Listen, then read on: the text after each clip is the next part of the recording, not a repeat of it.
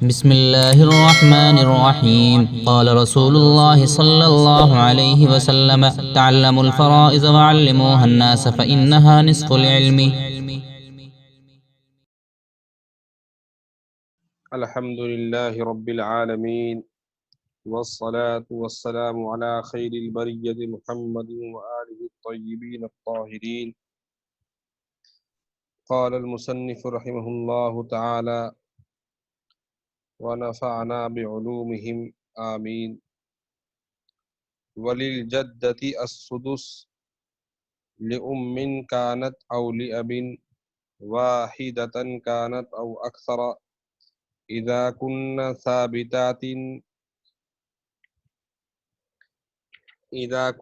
ثابتات متحاذيات في الدرجة، ويسقطن كلهن بالأم، والأبويات أيضا بالأب، وكذلك بالجد، إلا أم الأب وإن علت فإنها ترث مع الجد لأنها ليست من قبله. والقربى من أي جهة كانت تحجب البعد من أي جهة كانت، وارثة كانت القربى أو محجوبة. اور یہاں سے مصنف علیہ الرحمہ دادی کے احوال بیان فرماتے ہیں. جدہ صحیحہ، اور فرمایا کہ وللجدتی السدس، اور دادی کو سدس ملے گا. لأم کانت او لأب،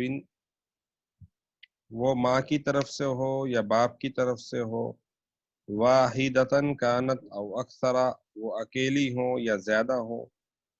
اذا کن ثابتات، جبکہ وہ ثابتات صحیحہ ہوں.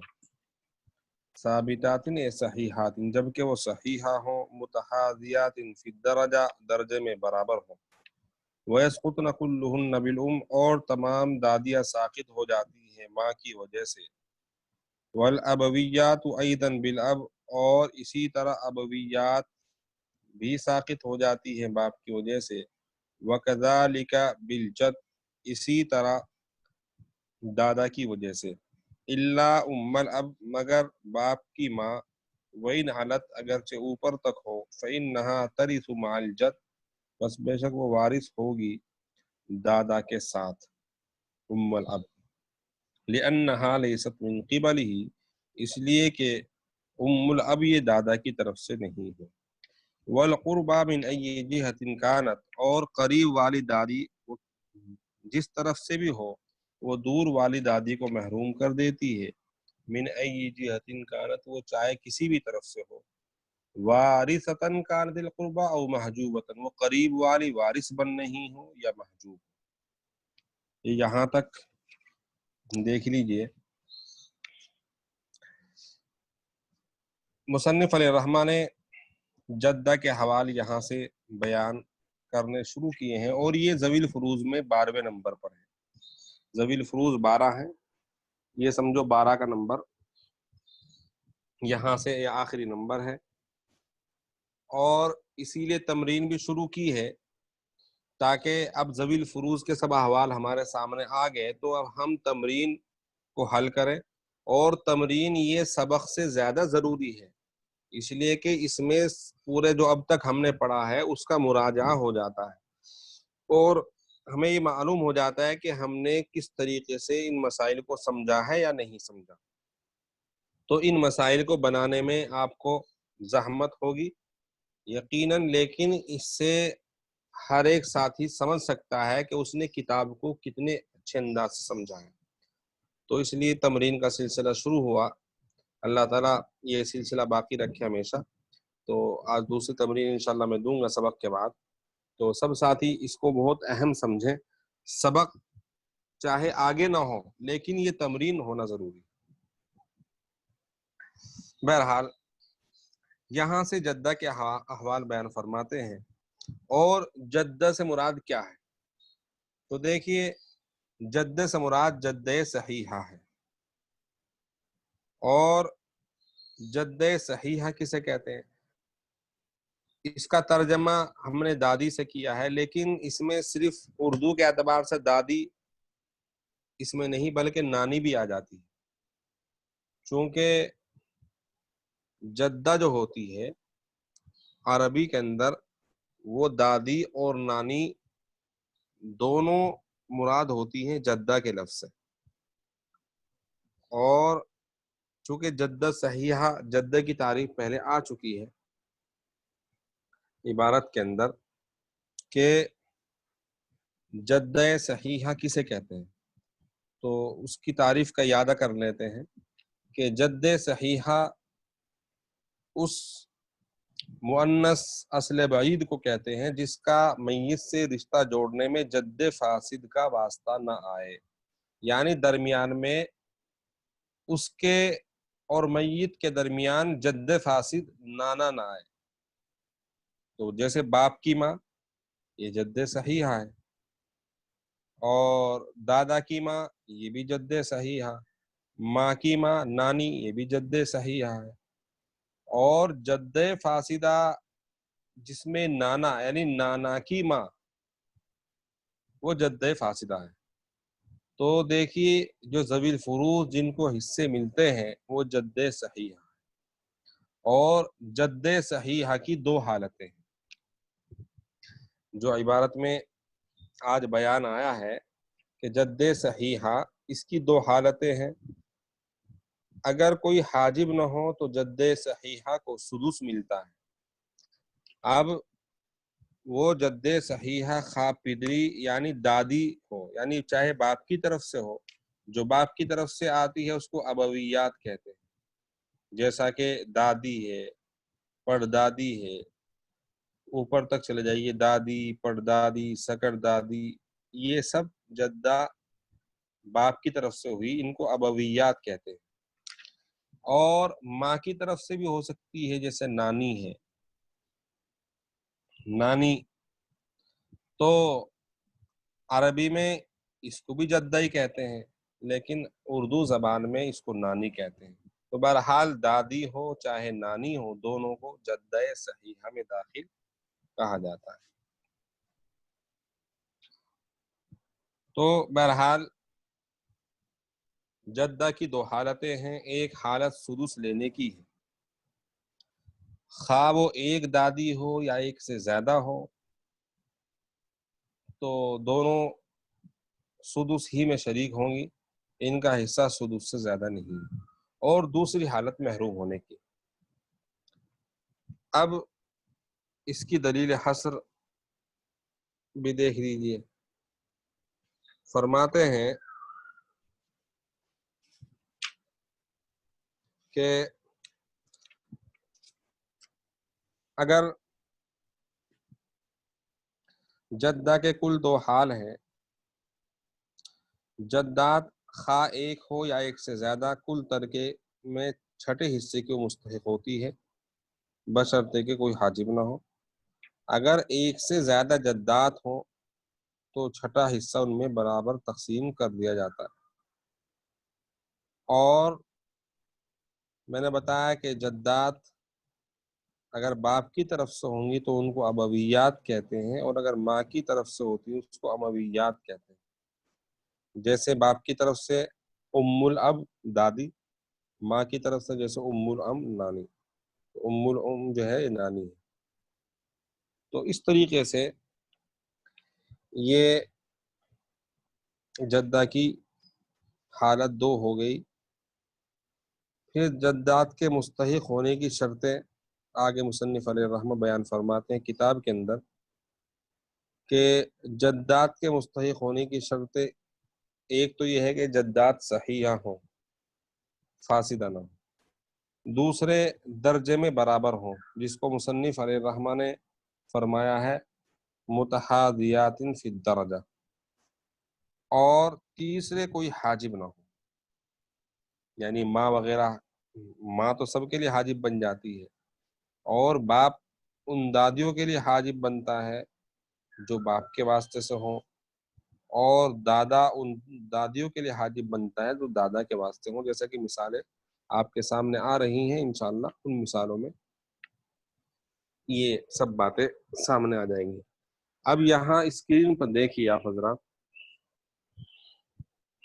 کہ سب سے پہلے تو یہاں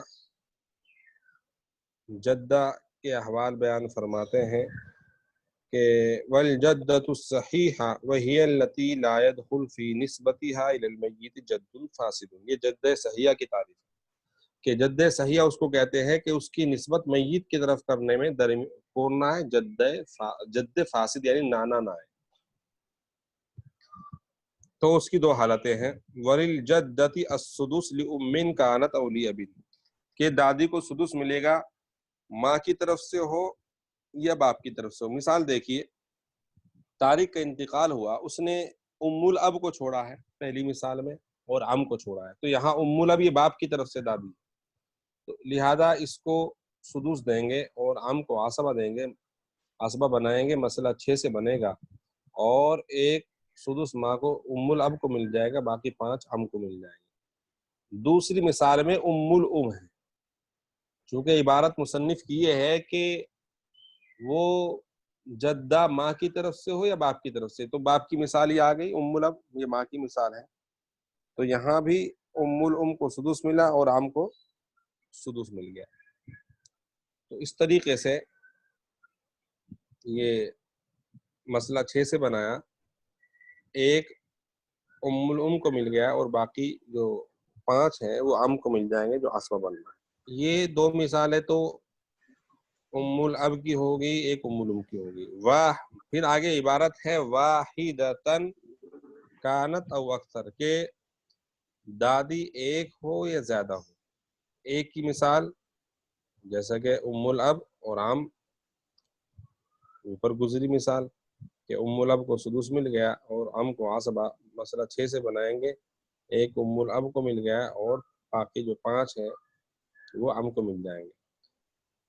واحدتن کانت او اکثر، یہ اکثر کی مثال ہے، یعنی اگر 2 دادی ہوں، میں نے دادی کا لفظ اس لیے استعمال کر رہا ہوں چونکہ اردو کے اندر یہ الگ الگ اصطلاح ہے لیکن عربی میں ان کو جدہ ہی کہتے ہیں، تو اس لیے اگر 2 جدہ ہوں، جیسے ام الاب ہے ام الام عم ہے، تو یہاں پر دونوں کو سدس ملے گا، یعنی دونوں سدس میں شریک ہوں گی، تو مسئلہ 6 سے بنائیں گے، ایک ان دونوں کو مل جائے گا اور باقی 5 عم کو مل جائیں گے، لیکن 1 2 میں تقسیم نہیں ہوتا، تو یہاں پر یہ تصحیح کریں گے، اور تصحیح اس طرح کریں گے، عدد روز 2 ہیں، ان کو اصل مسئلہ جو 6 ہے اس میں ضرب دیں گے، تو حاصل ضرب 12 آ گیا، پھر 12 کا جو سدس ہے وہ 2 ہے، وہ 2 ان دادیوں کو دیں گے، ایک ایک وہ لے لیں گے، اور باقی جو 10 ہیں وہ عم کو مل جائیں گے۔ یہ اکثر کی مثال ہو گئی۔ اس کے بعد اذا کننا، آگے عبارت ہے مصنف علیہ الرحمہ کی، اذا کننا ثابتات، کہ جب کہ وہ صحیحہ ہو، یعنی دادیوں کے سدس لینے کی شرط یہ ہے صحیح ثابتات، ثابتات کا ترجمہ ہے اے صحیحات، یعنی وہ دادیاں صحیحہ ہوں۔ صحیحہ کی قید سے فاسدہ نکل گئی، اور میں نے بتایا تھا کہ فاسدہ کا مطلب یہ ہوتا ہے کہ درمیان میں ان کے نانا نہ ہے۔ اب یہاں پر ثابتات کی قید میں دیکھیے، ثابتات اے صحیحات، تو دوسری شرط یہ ہے متحاذیات فی الدرجہ، یہاں صحیحات سے پہلے ایک لفظ، صحیحات کے بعد ایک لفظ اور بڑھا لیجئے، متحاذیات، متحاذیات فی الدرجہ، درجے میں برابر ہوں۔ درجے میں برابر ہونے کا مطلب یہ ہے کہ اگر ایک دادی ہے اور اس کے متحاذی ہونے کا مطلب یہ ہے کہ دوسری طرف، ایک طرف نانی ہے ایک طرف دادی ہے، یہ ہے متحاذیات فی الدرجہ، یعنی ایک واسطہ ہو، اور اگر ایک نانی ہے اور دوسری طرف پردادی ہے تو وہ متحاذی فی الدرجہ نہیں ہوگی۔ جیسے مثال دیکھیے،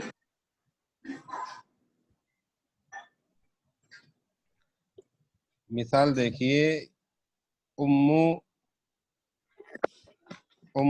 الاب ہے اور ابی الاب ہے، ام الام ہے اور عم ہے۔ یہاں تین طرح کی دادیاں ہیں۔ ایک تو ام الاب یعنی باپ کی ماں کی ماں، دوسرے ابی الاب یعنی دادا کی ماں، اور تیسرے ام الام یعنی نانی کی ماں، اور ایک عم۔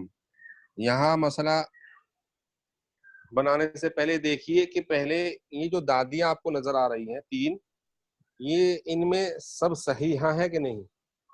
چونکہ جد صحیحہ کی تعریف یہ تھی کہ درمیان میں نانا نہ ہے، تو ان میں نانا نہیں آ رہا ہے۔ ایک جگہ دادا تو آیا ہے، ابی الاب دادا کی ماں، لیکن نانا نہیں ہے اس کے اندر، تو اس وجہ سے صحیحہ تو ہے۔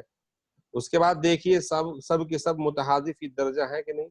تو آپ نے غور کیا ان تینوں میں متحادی فی درجہ ہے، تینوں سب میں دو دو واسطے ہیں۔ ام الاب ہے، ام الاب ہے، سب میں واسطے برابر ہیں۔ تو اس لیے تینوں یہ دادیاں صحیحہ بھی ہیں، متحادی فی درجہ بھی ہیں، تو لہذا ان کو سدس ملے گا۔ اب سدس ان کو مل گیا، تینوں کو ایک سدس ملے گا، یعنی ہر ایک کو سدس الگ الگ نہیں ملے گا، بلکہ وہ سدس میں ہی شریک ہوں گی۔ چاہے ایک دادی ہو تب بھی سدس ملے گا، دو دادی ہو تب بھی وہی سدس ملے گا، تین ہو تب بھی وہی ملے گا، اور ایک عام ہے۔ یہاں مسئلہ بنایا ہم نے 6 سے، ایک ان تینوں دادیوں کو مل گیا، باقی 5 عام کو ملے۔ اب ایک تینوں میں تقسیم نہیں ہوتا، تو اس کی تقسیم صحیح نہ ہونے کی وجہ سے اب ہم نے عدد رؤوس 3 کو لیا اور اصل مسئلے میں ضرب دی، تو حاصل ضرب 18 آ گئے۔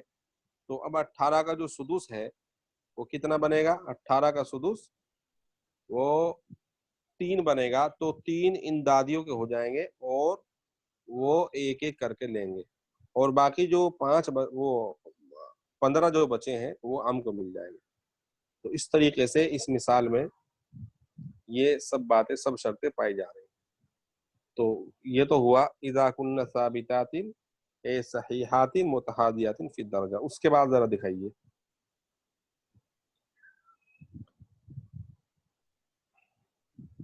یہ تو پہلی حالت ہوئی کہ جدہ جو ہے ان کو سدس ملتا ہے، لیکن اس کے لیے شرط مصنف نے کیا بیان فرمائی کہ اذا کن ثابتات، جبکہ وہ دادیاں صحیحہ ہوں، متحادیات فی الدرجہ درجے میں برابر ہوں، اور دوسری حالت یہاں سے بیان فرمائی وَيَسْقُطْنَ كُلُّهُنَّ، یہ دادیاں تمام کی تمام ساقط ہو جائیں گی ماں کی وجہ سے۔ جیسا کہ مثال دیکھیے،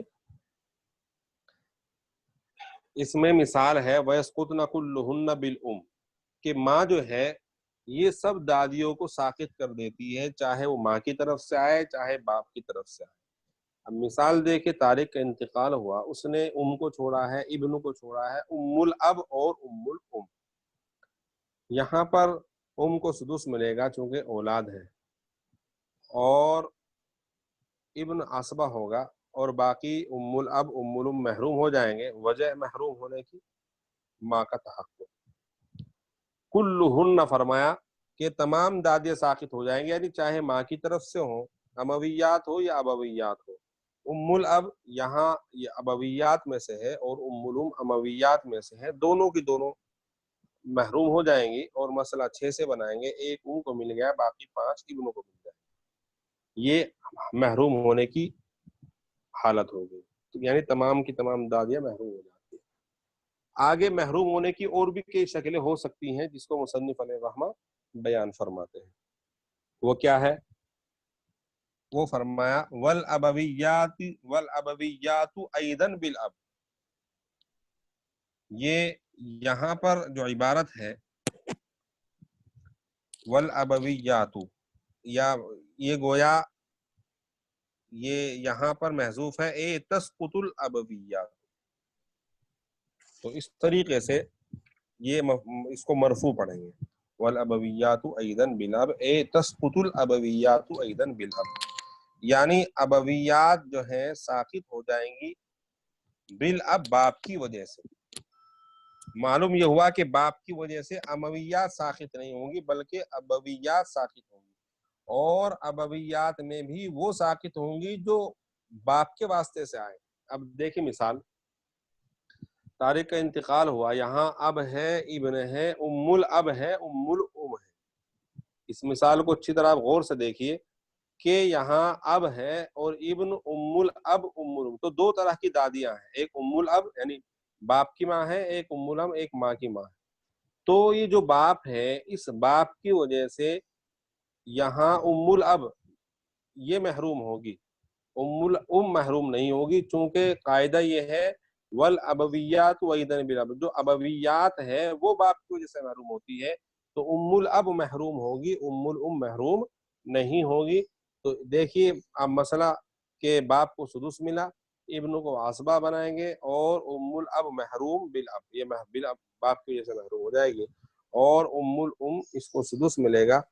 یہاں مسئلہ جب 6 سے بنایا تو ایک اس کو مل گیا اور ایک ام الام کو مل گیا، اور باقی 4 ابن کو مل جائیں گے اور ام الاب محروم ہو جائے گی. یہ اس بات کو بتانے کے لیے کہ ابویات یہ باپ کی وجہ سے محروم ہو جاتی ہے. وَكَذَلِكَ بِالْجَدِّ، اسی طرح ابویات یہ دادا کی وجہ سے محروم ہو جاتے ہیں. اب دیکھیے مثال، طارق کا انتقال ہوا، اس نے جد کو چھوڑا ہے، ابن کو چھوڑا ہے، ام ابل اب ہے اور ایک ام الاب ہے. تو اس مثال میں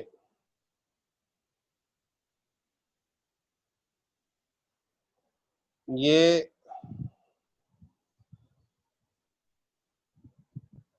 جد اس کو سدس ملا، ابن کو عصبہ، اور ام ابل اب یہ دادا کی ماں، ابو الاب کا مطلب دادا ہوتا ہے، تو دادا کی ماں، تو یہ دادا کی وجہ سے محروم ہو جائے گی. یہاں جو نیچے لکھا ہوا ہے یہ ذرا اس کو ٹھیک کر لیجئے، محرومۃ بالجد، یہاں لکھ دیجئے اس کے نیچے، یہ دادا کی وجہ سے محروم ہوئی. اور ام الاب جو ہے محروم نہیں ہوگی، چونکہ یہ دادا کے واسطے سے نہیں آئی ہے. تو ام الام یعنی باپ کی ماں، باپ کی ماں یعنی دادا کی کیا ہے، بیوی ہے، دادی ہے، لیکن یہ محروم نہیں ہوگی، چونکہ دادا اس دادی کو محروم کرتا ہے جو دادا کے واسطے سے آئے، دادا کی ماں، دادا کی ماں یا دادا کی ماں کی ماں، یعنی دادا درمیان میں آئے گا تو دادا اس کو محروم کر دے گا. تو اس مثال میں یہ جد جو ہے ام ابل اب کو محروم کر رہا ہے. اسی کو مصنف علیہ الرحمٰن نے بیان فرمایا الا ام الاب، اسی کو بیان فرمایا کہ مگر کہ باپ کی ماں، وین علت اگرچہ اوپر تک ہو، یعنی باپ کی ماں، باپ کی ماں کی ماں اگرچہ اوپر تک ہو، فإنها ترث مع الجد، بس یہ ام الاب جو ہے وارث بنے گی دادا کے ساتھ، لأنها ليست من قبله، اس لیے کہ یہ ام الاب دادا کی طرف سے نہیں، یعنی دادا کے واسطے سے نہیں. اب مثال دیکھیے، جد ہے، ابن ہے، ام ابل اب ہے اور ام الاب ہے. اس مثال میں دیکھیے جد سدس لے گا اور ابن کو عصبہ بنائیں گے، اور ام ابل اب یہ محروم ہو جائے گی دادا کی وجہ سے، چونکہ یہ دادا کے واسطے سے. اور ام الاب باپ کی ماں کی ماں یہ دادا کی وجہ سے محروم نہیں ہوگی، اس لیے کہ درمیان میں دادا نہیں آ رہا ہے، دادا یہاں آیا ہے ام ابل اب میں، تو یہ محروم ہو گئی. ام الاب یہ محروم نہیں ہوگی، اس لیے اس کو سدس دیں گے. مسئلہ 6 سے بنائیں گے، ایک دادا کو مل گیا اور باقی ایک ام الاب کو مل گیا، اور 4 باقی رہے وہ عصبہ کو مل گیا. یہ ہو گیا محروم ہونے کی ایک شکل. دوسری ایک شکل اور ہے، والقربا من ای جہۃ کانت تحجب البعد من ای جہۃ کانت وارثۃ کانت القربا او محجوبۃ. اس کا مطلب یہ ہے کہ قریب والی دادی جس طرف سے بھی ہو دور والی دادی کو محروم کر دیتی، یہ ایک اصول ہے. یعنی قریب والی دادی وہ دور والی دادی کو محروم کرے گی، چاہے قریب والی خود وارث بن نہیں ہو، چاہے قریب والی محروم ہو، لیکن وہ دوسرے کو محروم کر دیتی ہے. یہاں دونوں مثالیں ہیں کہ قریب والی اگر وارث بن نہیں ہو اس کی بھی مثال ہے، اور قریب والی محروم ہو رہے اس کی مثال ہے. دیکھیے ابھی تو وقت ہے نا مولانا مبارک صاحب؟ وہ 5 منٹ ہے مفتی صاحب. ہاں تو بس اس مثال کو دیکھ لیجیے ذرا جلدی.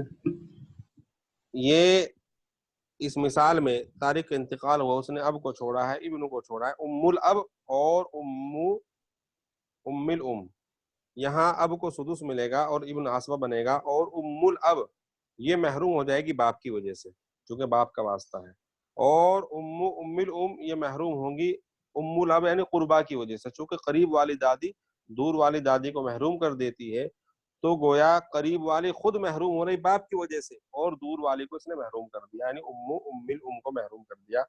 تو اس طریقے سے مسئلہ 6 سے بنائیں گا، 1 اب کو ملے گا، 5 ابن کو مل جائیں گے، اور یہ دونوں محروم ہو جائیں گے. تو دونوں کے محروم ہونے کی وجہ آپ سمجھ گئے کہ ام الام محروم ہوئی ہے ام الاب کی وجہ سے، قربا کی وجہ سے، اور قربا محروم ہوئی ہے اب کی وجہ سے. دوسری مثال دیکھیے، جد ہے، ابن ہے، ام الاب، ام الام. یہاں پر یہ جد کو سدس ملے گا، ابن جو ہے عصبہ بنے گا، اور ام الاب کو سدس ملے گا. تو یہ قریب والی یہاں پر یہ وارث بن نہیں ہے، یہ وارثتن کی مثال ہے، قریب والی وارث بن نہیں ام الاب، لیکن ام الام یہ محروم ہو جائے گی. تو ام الام محروم کیوں ہوئی؟ قربا کی وجہ سے، ام الاب کی وجہ سے، اور جد کی وجہ سے محروم نہیں ہوگی اس لیے کہ جد کا اس میں واسطہ نہیں ہے. تو بہرحال قریب والی یہاں وارث بن نہیں ہے، لیکن دور والی کو اس نے محروم کر دیا. اور اس سے پہلی مثال میں قریب والی خود بھی محروم ہو رہی ہے اور دوسرے کو بھی اس نے محروم کر دیا. تو یہ عبارت میں اس کو مصنف نے بیان فرمایا کہ وارثتن کانت القربا او محجوبتن، کے قریب والی خود وارث بن نہیں ہو یا قریب والی خود محجوب ہو لیکن وہ دوسرے کو محجوب کر دیتی ہے. یہ دونوں مثالیں آپ کے سامنے. ٹھیک ہے، بہتر ہے. جو جدہ کا بیان ہے ذرا مفصل ہے، آگے کچھ اور شکلیں آ رہی ہیں، وہ انشاءاللہ تفصیل سے پھر بتا دی جائیں گی. تو اس میں تھوڑا سا آپ حضرات ذرا تیاری کر کے لائیں. یہ جدہ کا نقشہ اور آگے تفصیلات ہیں اس کے اندر، اور تمرین کا خاص طور سے اہتمام کریں. ٹھیک ہے، بہتر ہے. اور کسی ساتھی کو کوئی بات پوچھنی ہے؟ ٹھیک ہے، بہتر ہے. جزاکم اللہ مولانا. جی السلام علیکم ورحمۃ اللہ.